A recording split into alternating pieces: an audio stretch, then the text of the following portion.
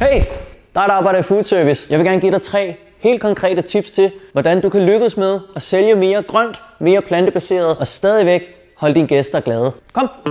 For det første, så skal vi huske smagen. Og her er det vigtigt at få noget umami ind i retten. Der kan man bruge soja, miso, grøntsagsfond, svampe, gærflager. Dernæst, så skal vi også sørge for, at retten den er mættende.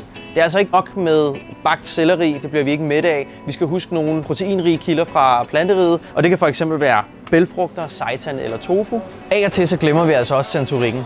Så husk også at tilfredsstille det med dufte, knasende lyde, det bløde, det sprøde. Brug lidt fra hele planteriget til at stimulere alle sanserne.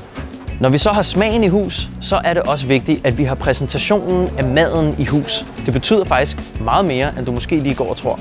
Har du for eksempel en buffet, så kan du med fordel portionsrette, så undgår du også madspild. Og så sæt det grønne først, og tænk det plantebaserede ind som standarden. Fordi de fleste de er åbne og nysgerrige og vil gerne prøve noget nyt. Og dem, som ikke kan undvære kødet, de kan have det som tilvalg. Ellers tak, jeg har rigeligt her. Og hvis du nu kører à la carte, så er der også nogle ting med menuopsætningen, som man lige skal være opmærksom på.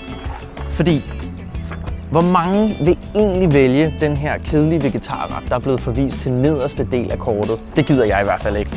Sæt dem hellere øverst på kortet, og giv den måske sådan en lille kokkens anbefaling.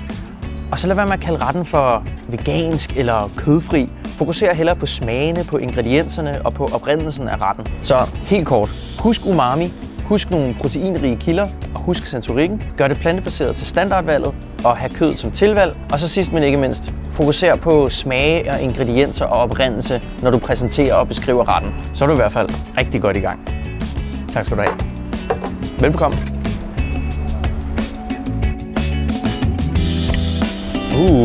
Mungbønner.